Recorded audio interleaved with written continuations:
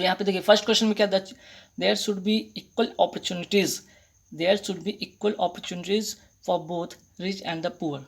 जब हम सेंटेंस पढ़े तो यहाँ पे एक चीज़ पता चल रहा है कि there should be equal opportunities, ठीक है, अपॉर्चुनिटीज होना चाहिए फॉर बोथ, किसके लिए, अगर द पुअर की बात करें, ठीक है, पुअर मीन्स कि जितने भी गरीब जो है, जो कम्युनिटी है उनके लिए, तो कहीं ना कहीं बात यहाँ पे होगी रिच की अगर बात करते हो तो यहाँ भी एक पूरी की पूरी कम्युनिटी की बात की गई है।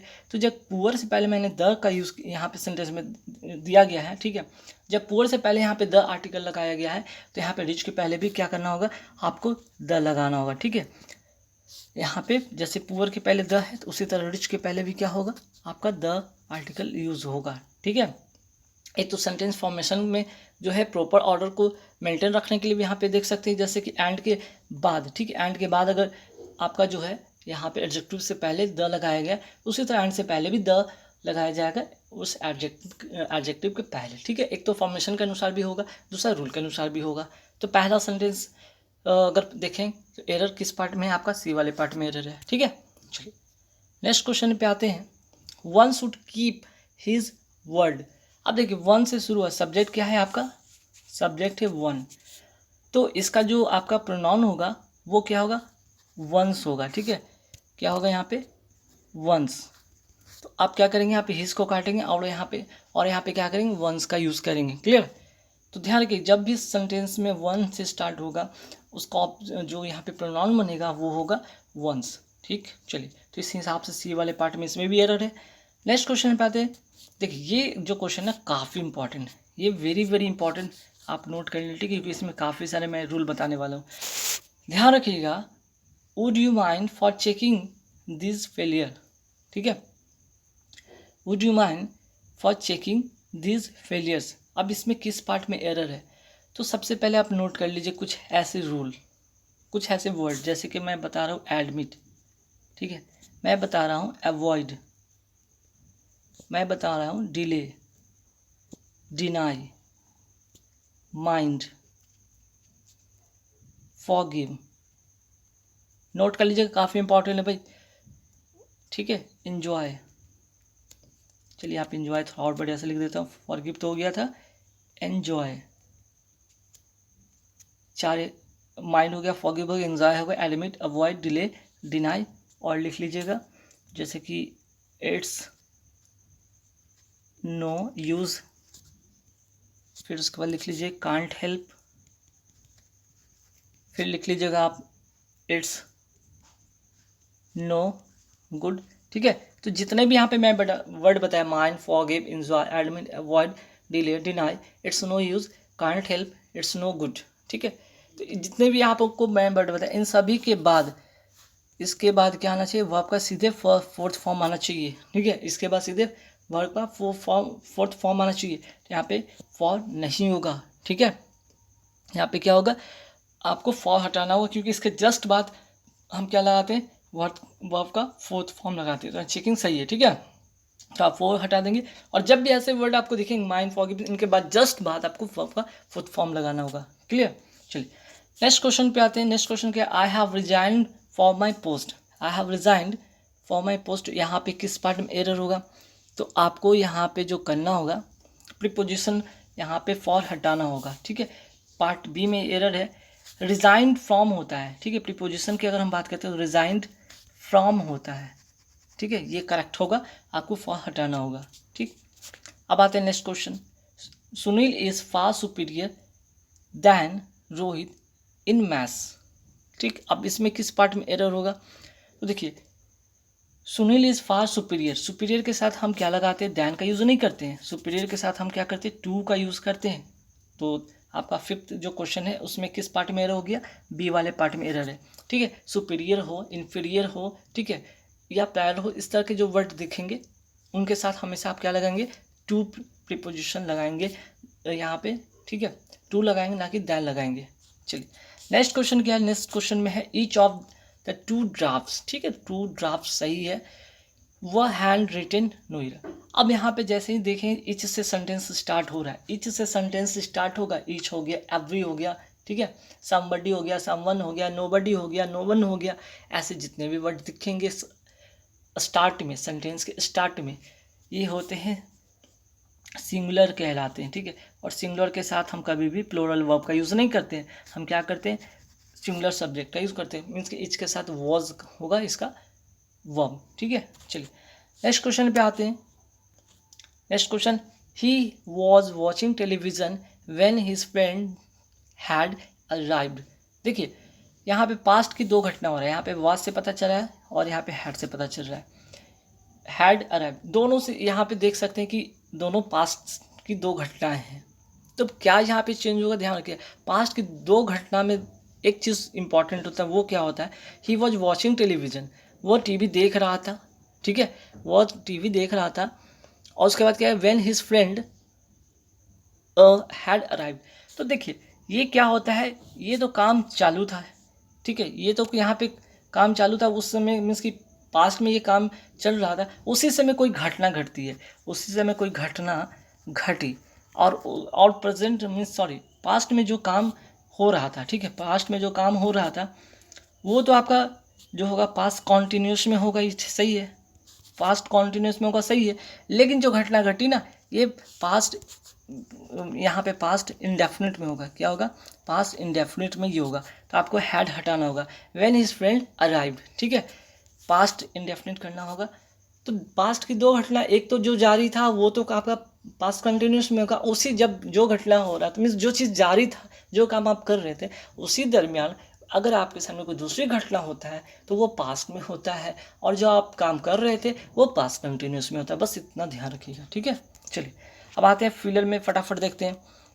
देखिए अभी मैंने एक रूल बताया था, कि admit, avoid, delay, detest, enjoy, forgive, mind, इन सभी के साथ क्या आता है, वर्ब का फोर्थ फॉर्म आता है। इनके बाद जस्ट बाद क्या आता है, वर्ब का फोर्थ फॉर्म आता है। जैसे ही पता चला है वॉइड, बस ये होगा नहीं, ये होगा नहीं, हो गया ना आंसर कट, ठीक है, हो गया ना आंसर फट, 1 सेकंड में आपका सी नंबर ऑप्शन हो जाएगा, क्लियर। चलिए नेक्स्ट क्या है भाई question, next, if I had been a millionaire I dash the poor. अब देखिए इसका तो भाई स्ट्रक्चर होगा, इसका क्या है, कंडीशनल सेंटेंस का स्ट्रक्चर मैंने आपको पहले भी सिखा रखा है। जैसे क्या है यहाँ पे, इफ़ जो होता है, इफ़ प्लस पास्ट परफेक्ट, क्या होता है, पास्ट परफेक्ट, ठीक है, पास्ट परफेक्ट प्लस वर्ब का थर्ड फॉर्म। अगर ऐसा तो दिख गया है भाई, इफ़ सब्जेक्ट और उसके बाद बिन दिख रहा है वर्ब का थर्ड फॉर्म, तो इसका जो फॉर्मेशन, जो अगला जो क्लॉज होगा, अगला जो सेंटेंस का क्लॉज होगा वो कैसा होगा, सब्जेक्ट प्लस वुड होगा, ठीक है, वुड होगा, हैव होगा, फिर उसके बाद क्या होगा, वर्ब का थर्ड फॉर्म होगा, सब्जेक्ट वुड हैव और वर्ब का थर्ड फॉर्म होगा। तो वुड हैव और वर्ब का थर्ड फॉर्म, तो ये हो रहा है ना, बी नंबर पार्ट इसका करेक्ट आंसर होगा। चलिए नेक्स्ट क्या, प्रीपोजिशन, इसमें कौन सा फिल करेंगे जो करेक्ट होगा, तो ध्यान रखिएगा डिसअप्रूव के साथ हमेशा जो करेक्ट प्रीपोजिशन होगा वो होता है ऑफ होता है। आप इसे रटना पड़ेगा, कुछ प्रीपोजिशन आपको रटना पड़ेगा, कुछ आपको जो है कि आप जब आप जो पैसेज पढ़ते हैं या फिर आप अगर क्लोज ट्रेस करते हैं या फिर एडिटोरियल वगैरह पढ़ते रहते हैं, तो वहाँ पे चीज़ें आपको अंडरस्टैंडिंग बन जाएगा कि हाँ भाई इस वर्ड के साथ ये प्रीपोजिशन लगता ही लगता है, ठीक है। ही डिसअप्रूव्ड डैश और बिहेवियर, तो डिसअप्रूव्ड के साथ क्या होगा, प्रीपोजिशन ऑफ होगा, जिसका मतलब होता है असहमति जताना। डिसअप्रूव का मतलब होता है क्या है, असहमति जताना, ठीक है। चलिए नेक्स्ट क्वेश्चन पे आते हैं, that young lady is very keen. कीन के साथ क्या लगेगा, ध्यान रखिए, कीन के साथ बहुत ही इंपॉर्टेंट है, वेरी वेरी इंपॉर्टेंट है, आप नोट कर लीजिए। पहले मैं आपको यहाँ पे बताऊँगा कीन के साथ क्या लगेगा, तो ये एक तो कीन ऑन अगर होगा तब इसके साथ क्या का वर्ब में आईएनजी वाला वर्ड इसके बाद वर्ड आएगा। अगर कीन प्लस टू रहे तो इसके बाद वर्ब का फर्स्ट फॉर्म होगा, तो कीन के बाद तो टू है नहीं, यहाँ पे टू तो है नहीं, हालांकि रूल होता है, ये भी रूल अपने आप में सही, दोनों रूल सही है, लेकिन आप चेक करेंगे टू तो है नहीं, यहाँ पे टू नहीं, हाँ। इसके बाद देखेंगे वर्ब का फर्स्ट फॉर्म, या तो वर्ब का फोर्थ फॉर्म में, वर्ब का आईएनजी वाला फॉर्म है, वर्ब का आईएनजी वाला फॉर्म है, इसके साथ क्या लगता है, ऑन होता है, यहाँ पे हम ऑन करेंगे, ठीक है, तो आंसर हो जाएगा डी नंबर ऑप्शन, ठीक है। चलिए नेक्स्ट है, I can not do this work now as I have other matters to attend dash. तो देखिए अटेंड के साथ आपको यहाँ पे क्या करना होगा, टू लगाना होगा, ठीक है। एक तो पहले आप नोट कर लीजिए, अटेंड के साथ होता है प्लस टू, एक अटेंड के साथ एक और भी होता है, ठीक है। अटेंड के साथ आप एक चीज़ और नोट करेंगे, वो क्या करेंगे, अटेंड ऑन, ठीक है, अटेंड ऑन। तो अटेंड ऑन का मतलब क्या होता है? अटेंड ऑन का मतलब होता है सेवा करना। अटेंड ऑन मतलब सेवा करना। और अटेंड टू का मतलब नोट कर लीजिए, अटेंड टू का मतलब होता है किसी काम पर ध्यान केंद्रित करना। ठीक है, काम पर ध्यान केंद्रित करना। ठीक है, केंद्रित करना।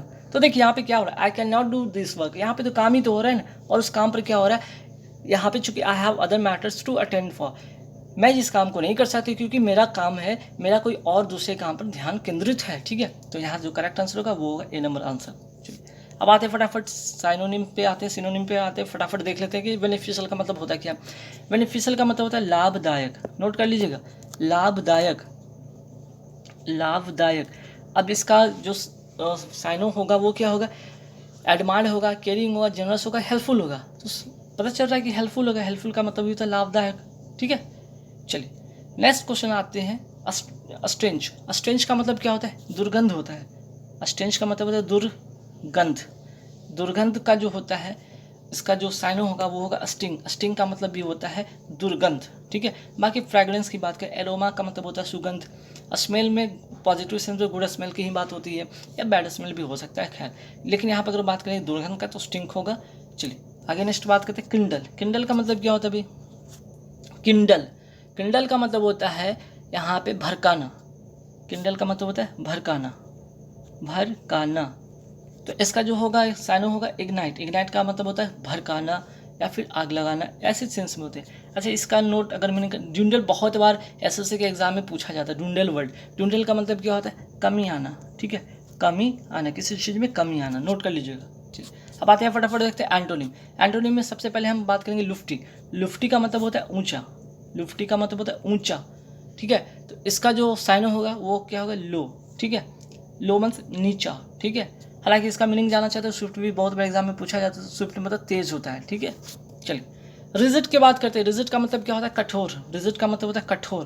तो कठोर का जो अपोजिट होगा, ठीक है, वो क्या होगा, फ्लेक्सिबल। ठीक है, फ्लेक्सिबल का मतलब क्या होगा, कठोर का मुलायम होगा यहाँ पे। ठीक है, और यहाँ पे एंटो था ना, जैसे ऊंचा का हो जाएगा यहाँ पे नीचा। चलिए नेक्स्ट पे आते हैं। नेक्स्ट क्वेश्चन क्या है भाई, फॉरगिव। फॉरगिव का मतलब क्या होता है, क्षमा करना। तो फॉरगिव का अपोजिट क्या होगा, पनिश, सजा देना। इसका मतलब अगर क्षमा करना होगा, इसका मतलब क्या होगा, क्षमा करना। क्षमा करना का अपोजिट क्या होगा, सजा देना, सजा देना। ठीक है, चलिए नेक्स्ट क्वेश्चन पे आते हैं, इडियम फ्रेज। बहुत इंपॉर्टेंट क्वेश्चन है इडियम फ्रेज। मैंने इस पर एक आपको वीडियो बना था जिसमें ट्रिक बेसिस था, लेकिन हालांकि कई बार ऐसे भी होंगे क्वेश्चन जो कि बिना ट्रिक पर काम करेंगे, वो आपको क्या होगा, अंडरस्टैंडिंग पर समझ में आएगी। जैसे कि यहाँ पे देख सकते हैं, no one talks about his, कोई भी उससे बात नहीं करता है। ठीक है, because he is regarded as the black ship.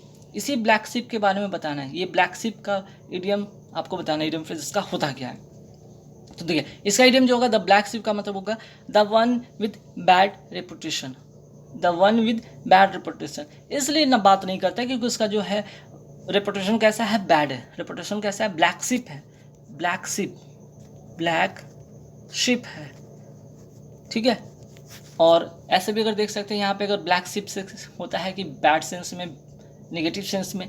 ठीक है, तो यहाँ पे आप इसको याद रखेंगे कि द ब्लैक शिप का मतलब होता है बैड रेपुटेशन से सेंस में होता है। ठीक है, चलिए नेक्स्ट पे आते हैं, आई had to pay through my knows.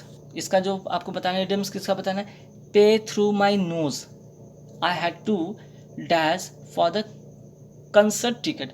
अब देखिए I have to pay through nose my for the concert ticket. Ticket के लिए क्या आप करते हैं, टिकट के लिए आप ऑल द मनी थोड़ी करते हैं, पे नो मनी तो बिल्कुल नहीं, लिटिल मनी भी नहीं, बल्कि ये ह्यूज सम। आप कंसर्ट टिकट लेते हैं, जब आप किसी मैच को देखने के लिए कोई टिकट लेते हैं तो उसमें क्या करना पड़ता है आपको, a huge sum of money, a huge पे आपको करना पड़ता है। ठीक है, चलिए नेक्स्ट आते हैं 28 पे की, एक कॉक एंड बुल स्टोरी।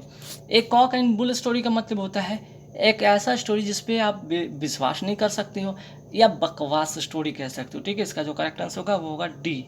ठीक है, चलिए नेक्स्ट क्वेश्चन पे आते हैं। यहाँ पे अल्टरनेटिव्स है, डायरेक्शन क्या है, अल्टरनेटिव्स बताना है आपको, इसका क्या होगा। मीन्स कि वन वर्ड सब्स्टिट्यूशन के तौर पे यहाँ पे यूज़ कर सकते हैं। जैसे कि story told to illustrate a moral spiritual truth.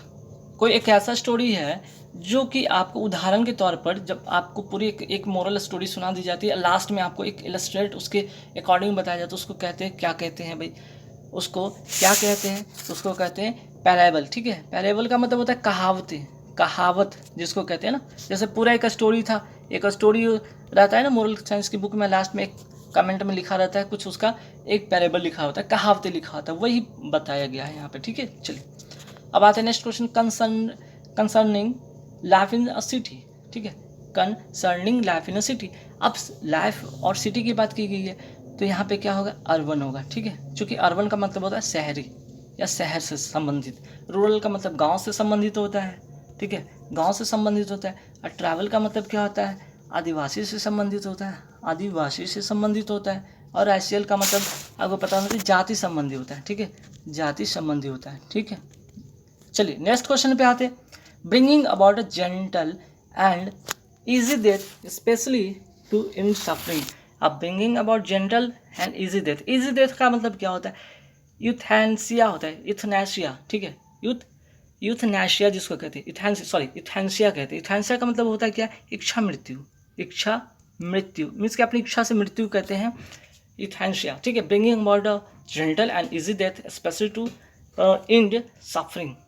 ठीक है, अगर आप बहुत आप कोई कष्ट से कोई पीड़ा से जूझ रहे हो और आपको लगता है कि नहीं मुझसे अब ये कष्ट नहीं बर्दाश्त हो सकता, मुझसे ये चीज़ है नहीं हो रही है, तो आप इच्छा मृत्यु भी आप ले सकते हैं। हालांकि ये चीज़ भारत में तो नहीं है। ठीक है, बाकी दूसरे कंट्री जैसे यूएसए में ये चीज़ है। ठीक, चलिए आगे देख लेते, कुछ और क्वेश्चन है क्या, हाँ कुछ और क्वेश्चन भी बाकी है, देखते हैं। असेंबलिंग और organising material from various sources, इसको क्या कहते हैं भाई, इसको कहते हैं कंपाइलिंग। ठीक है, इसको क्या कहते हैं, कंपाइलिंग, कंपाइल करना। ठीक है, जिससे असेंबल और organising material from various sources, अलग अलग सोर्सेज से चीज़ें आ रहे हैं।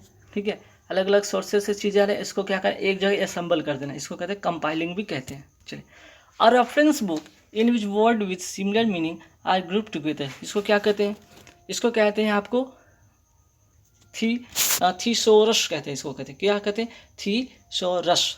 ठीक है, याद रखिएगा। चलिए, तो गाइज यहाँ पे 33 क्वेश्चन टोटल थे। आई होप कि गाइज यहाँ पे जितने भी मैंने क्वेश्चन बताए सभी में कुछ ना कुछ आपको रूल सीखा है, कुछ ना कुछ आइडिया क्लू मैंने बताया। तो ऐसे प्रैक्टिस सेट को कंटिन्यू प्रैक्टिस